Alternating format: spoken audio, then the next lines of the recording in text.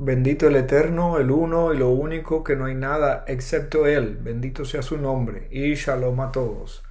Nuestra compañera de viaje para esta semana de preparación para Rosh Hashanah es la porción Asinu. Y dijimos que Asinu quiere decir prestar oídos, un símil de escuchar. Presten oídos cielos y que la tierra escuche las palabras de mi boca.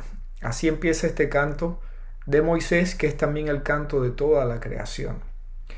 Y un amigo me preguntó, porque en el comentario anterior hablé de que toda la Torá era música y era poesía, y me preguntó qué tenía que ver la poesía con la fe, con la fe que vivimos. Y tal vez es la pregunta de otros. ¿Es la Torá poesía? ¿O son solo instrucciones, un manual de instrucciones desprovisto de todo intento artístico? Bueno, la respuesta, hay varias respuestas a eso. Una respuesta sencilla sería, sí, la Torá es poesía. Hay cantos en la Torá, hay estrofas escritas a manera de poesía, pero una respuesta más completa sería que la Torá es todo. No es solamente poesía, ni solamente música, ni ambas cosas. La Torá es todo. Y todo lo que existe tiene sus raíces en la Torá, porque la Torá expresa el pensamiento divino. Y todo lo que existe partió de esa idea primigenia.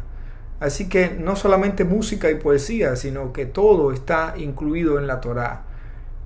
Lo que no estamos todavía capacitados para verlo.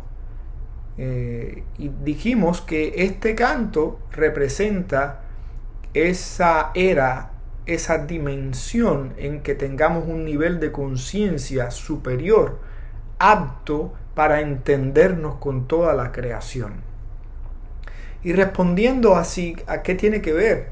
¿Qué tiene que ver la poesía con nuestra fe judía?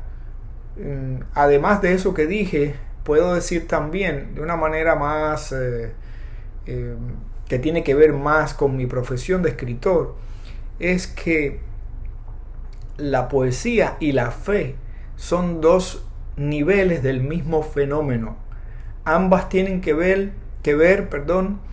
ambas tienen que ver con la indomable metáfora de la existencia. La diferencia está en que la poesía solo intenta cantarla, intenta descifrarla o hasta adornarla. La fe es un intento de vivir a ese nivel. ¿Y por qué nos cuesta tanto trabajo, tanto descifrarla como vivirla? Vivir a este nivel, en esta dimensión oculta de la Torá. Una de las razones, y siempre hay múltiples razones para todo, una de las razones es nuestro egoísmo. Yo diría que es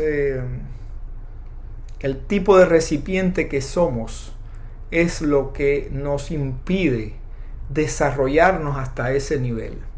Todos somos recipientes, así nos creó el Eterno, recipientes para depositar en nosotros su deseo de dar, su deseo infinito de otorgar.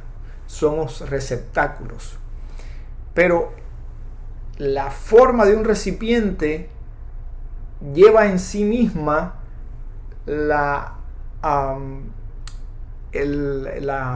el germen del egoísmo, porque el recipiente es algo hecho para recibir. Y cuando el sistema original fue dañado por una intención equivocada o tal vez por un propósito previsto anteriormente, ese deseo de recibir se transformó en un deseo egoísta. Es decir, se truncó, porque idóneamente debemos recibir para dar, pero la mayoría de las veces solo queremos recibir por recibir.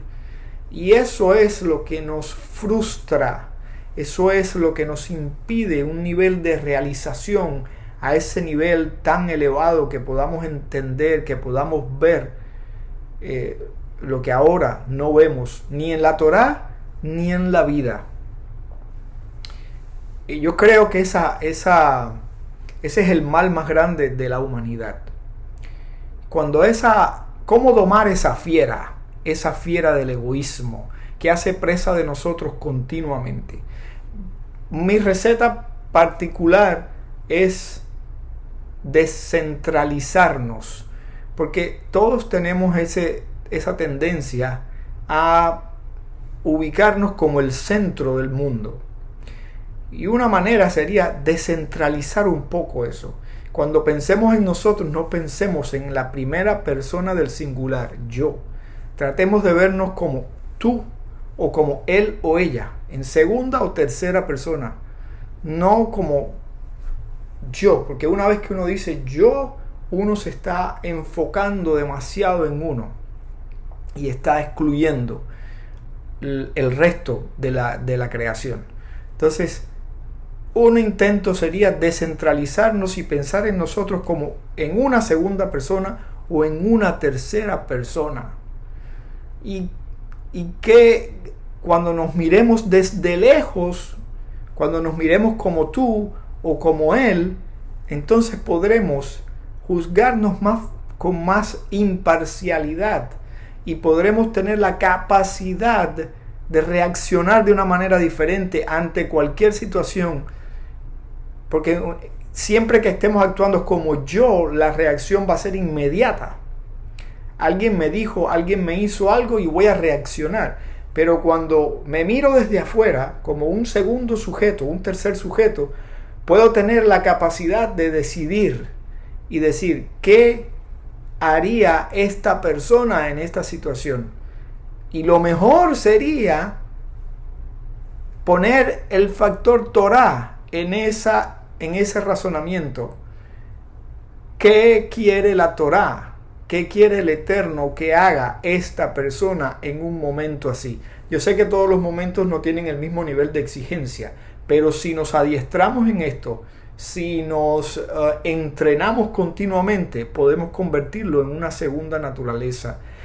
Y eso es lo que han hecho los grandes hombres de los tiempos bíblicos y tiempos posteriores, los sadikim que han existido en este mundo, que han llegado a domesticar esa fiera, han transformado su naturaleza y han adoptado la voluntad de Dios como su propia voluntad. Y esa es la meta, a eso tenemos que llegar. Eso es lo que dice el Pirkei Avot: cuando haces de su voluntad tu voluntad, Él hará que tu voluntad sea su voluntad. Parece un trabalenguas, pero es una enseñanza profunda. Es desprovernos de nuestra voluntad y reemplazarla con la voluntad del Eterno. Pero podemos empezar practicando eso, cambiándonos el pronombre y empezar a vernos no como el centro, sino desde fuera, y empezar siempre a pensar en el Eterno, en todas nuestras acciones. Cuando vemos una flor, no podemos decir, qué exquisito perfume, qué delicia, estás deleitando el yo. Pero puedes decir, bendito el Eterno que ha creado algo tan hermoso. Estás descentralizándote, no estás pensando en la flor como algo que te está deleitando. Estás pensando en la flor como una manifestación de la sabiduría y el poder divino. Y esa acción eleva la creación y te eleva también a ti. Y te ayuda a subyugar esa naturaleza egoísta.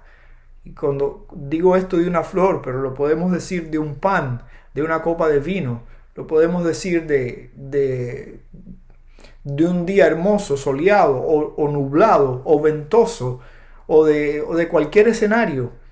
No verlo como aquello que nos deleita, sino como aquello que realza, que nos habla de la hermosura del ser divino.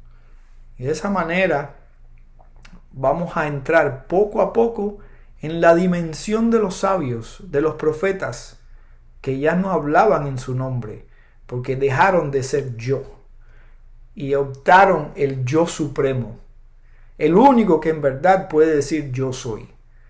Y al entrar en ese nivel, pues veían la creación de una forma diferente, podían interactuar con ella de una forma diferente, podían incluso domesticarla.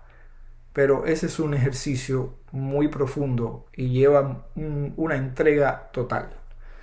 Espero que esa aclaración sirva de algo a muchos y que sigan preparándose para este nuevo ciclo con oración, con arrepentimiento, con una búsqueda sincera, y el Eterno en verdad nos otorgue a todos un año bueno y dulce, que seamos inscritos en el libro de la vida buena. Shalom.